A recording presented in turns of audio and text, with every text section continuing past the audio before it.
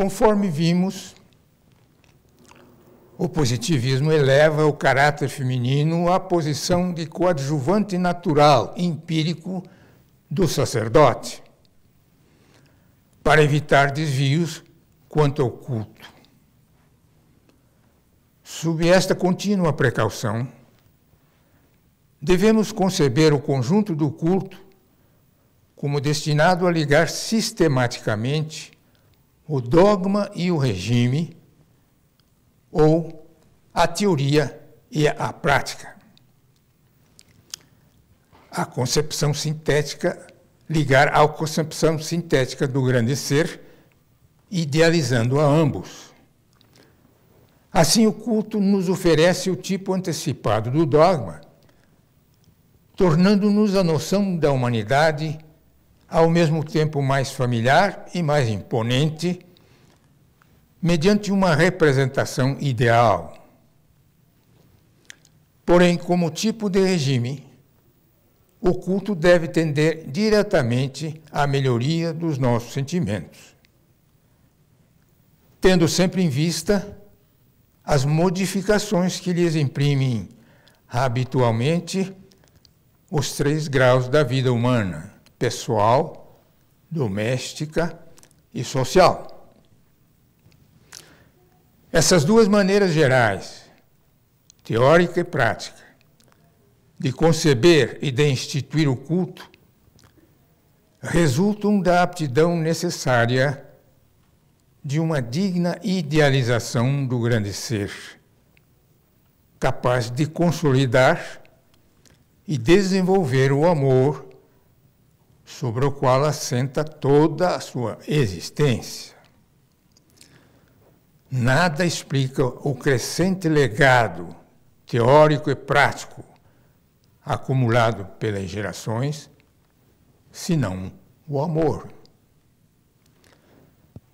Contudo, dada a existência de um vínculo espontâneo entre o sentimento e a inteligência, a combinação criteriosa deles suscita, de fato, a principal dificuldade que possa oferecer a instituição do nosso culto.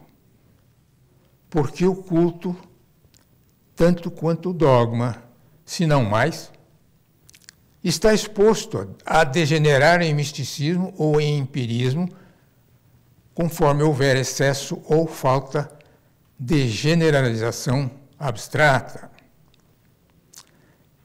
Estes 2 abusos contrários produzem moralmente estragos equivalentes, visto que a eficácia social dos sentimentos humanos tanto se altera quando eles se tornam muito sutis, como quando se tornam muito grosseiros.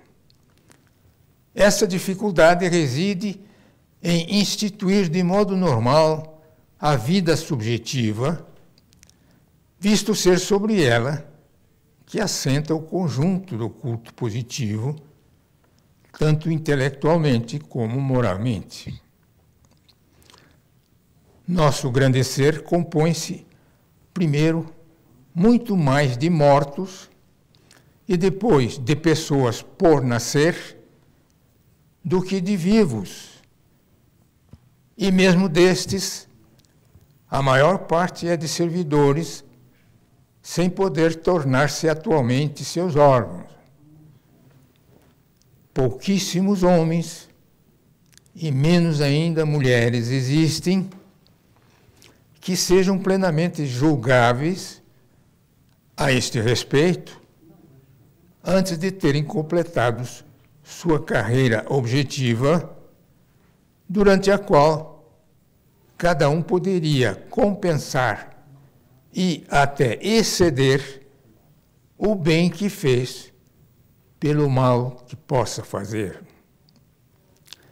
Assim, a população humana compõe-se principalmente de 2 espécies de elementos subjetivos: os determinados e os indeterminados.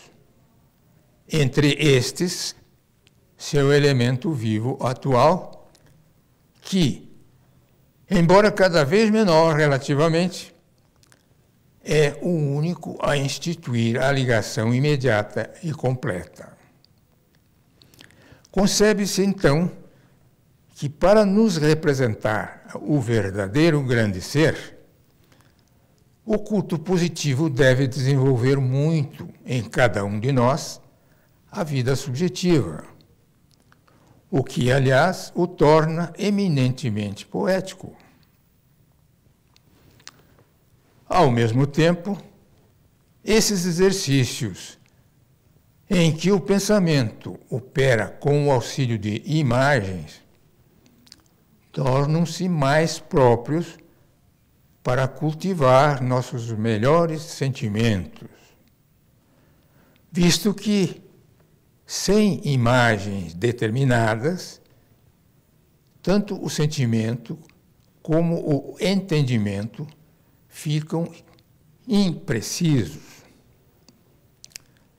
Sem dúvida, a regeneração total da educação obterá a este respeito imensos recursos reais e efetivos, dificilmente avaliados hoje, não sendo o passado capaz de fornecer algo semelhante. Não se pode, na verdade, desconhecer a aptidão natural e unânime de nossa espécie para viver subjetivamente, quando se vê essa existência prevalecer nela durante milênios, sob diversas formas.